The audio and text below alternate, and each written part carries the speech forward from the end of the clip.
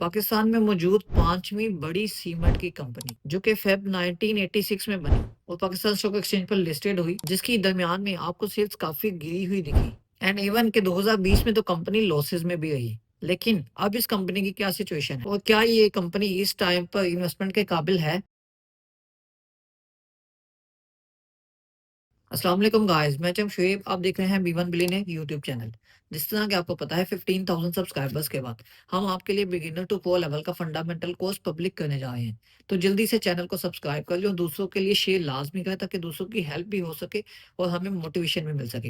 And एक WhatsApp के group का लिंक जो कि इसी वीडियो के डिस्क्रिप्शन में मौजूद है, तो आप उसको भी फॉलो करके पीएसएक्स से रिलेटेड न्यूज एंड अपडेट्स को टाइमली अवेल कर सकते हैं। जिस तरह कि ये एनालिसिस भी कमेंट बेस्ड है, तो अगर आप भी किसी कंपनी के एनालिसिस चाहें या किसी भी टॉपिक के ऊपर वीडियो चाहें, देन आपको वीडियो के कमेंट सेक्शन में कमेंट कर सकते हैं, तो आपके लिए भी उस कंपनी पर या उस टॉपिक पर वीडियो बनाई जाएगी। तो ये बी1 बिलियनियर टीम की तरफ से प्रोवाइडेड की जाने वाली आपकी तमाम फैसिलिटीज, तो आप इनमें से कोई भी फैसिलिटी अवेल कर सकते हैं। एंड ये एक नजर हमारे प्रीमियम ग्रुप के प्रॉफिट्स पर डालें, तो ये ऐसे प्रॉफिटेबल सिग्नल्स को भी अवेल करने के लिए आप इस कॉन्टैक्ट नंबर पर रब्ता कर सकते हैं। तो चलिए वीडियो को स्टार्ट करते हैं।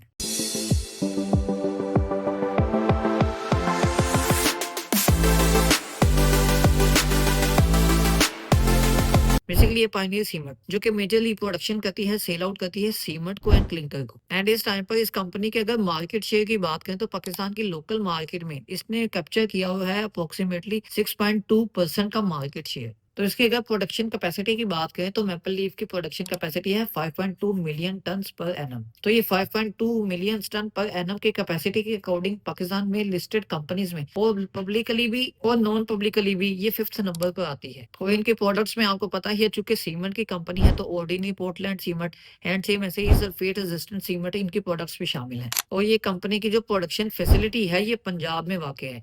तो सेम ऐसे ही ये पंजाब में मौजूद कंपनी सिर्फ पंजाब और दूसरा केपीके जो प्रोविंस है उसमें भी ये अपने मार्केट शेयर को कैप्चर किए हुए है। तो इसका जो रेवेन्यू है वो मेजरली प्रोड्यूस होता ही है पाकिस्तान की लोकल मार्केट से। चूंकि पंजाब में इसकी प्रोडक्शन फैसिलिटी मौजूद है तो एक्सपोर्ट्स में इनको काफी ज्यादा मुश्किलात पेश आती हैं। तो ये पायनियर सीमेंट की अगर बात करें तो जिस तरह रिसेंट न्यूज में आपने देखा होगा और पीएसएक्स पर पब्लिकली नोटिस भी किए गए कि ये पायनियर सीमेंट पाकिस्तान लिमिटेड को एक्वायर किया जा रहा है through MLCF, maple leaf cement factory. तो ये एक्वायर करेंगे और ये पायनियर सीमेंट जो है एमएलसीएफ की एक सब्सिडी बन जाएगी। तो अगर मैपल लीफ सीमेंट फैक्ट्री की बात करें तो वो 4th नंबर पर आती है, जो कि कैपेसिटी के अकॉर्डिंग बड़ी कंपनी है। और इसकी अगर प्रोडक्शन कैपेसिटी की बात करें तो वो 8.2 मिलियन के आसपास इनकी कैपेसिटी है प्रोडक्शन पर एनम। तो अगर एमएलसीएफ पायनियर सीमेंट को एक्वायर कर लेती है मैपल लीफ सीमेंट फैक्ट्री, ये पाकिस्तान की तीसरी बड़ी कंपनी सीमेंट की बन जाएगी। जो कि इस टाइम पर फौजी सीमेंट पाकिस्तान लिमिटेड जो है वो तीसरे नंबर पर बड़ी कंपनी के तौर पर मौजूद है।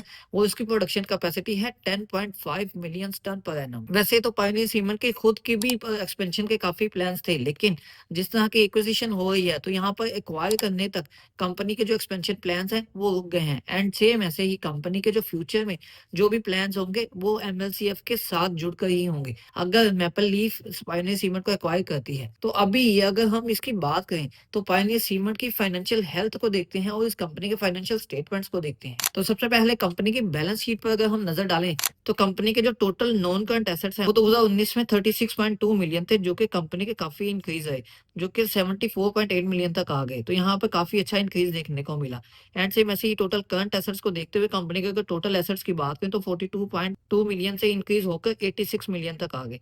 एंड सेम ऐसे ही कंपनी के जो टोटल नॉन करंट लाइबिलिटीज है कम वो 19.2 मिलियन से इंक्रीज हुई 26.2 मिलियन तक। तो यहाँ पर कंपनी के जो non current assets to non current liabilities ratio है वो काफी अच्छी है। एंड सेम ऐसे ही कंपनी की जो टोटल करंट एसेट्स के अकॉर्डिंग रेशियो देख लें, कंपनी की टोटल करंट लाइबिलिटीज 9.68 मिलियन थी 2019 में, जो कि इंक्रीज होकर 13 मिलियन तक आ गई 2025 में। एंड इसी को देखते हुए कंपनी के अगर करंट रेशियो देखें तो ये नियर 1 है। तो यहाँ पर अगर सेक्टर वाइज देखें तो सेक्टर वाइज वैसे तो कंपनी की रेशियो लो है, लेकिन वर्सेस हिस्ट्री अगर देखें तो कंपनी की हिस्ट्री के अकॉर्डिंग कंपनी की जो करंट रेशियो है काफी बेहतर है। और चूंकि इकोनॉमिकली काफी इंडिकेटर्स बेहतर हैं और पाकिस्तान स्टॉक एक्सचेंज भी आगे बेहतर परफॉर्म करती नजर आ रही है, तो ये कंपनी की बाकी रेशियोज भी काफी ज्यादा अच्छा फ्यूचर में हो सकती हैं। एंड अगर कंपनी की इनकम स्टेटमेंट की बात करें तो यहाँ पर 2019 में देख सकते हैं कि कंपनी की जो इनकम थी, जो कंपनी का टोटल रेवेन्यू था वो 9.73 मिलियन था। तो सेम ऐसे ही 2025 में इंक्रीज होकर 33.3 मिलियन तक आ गया।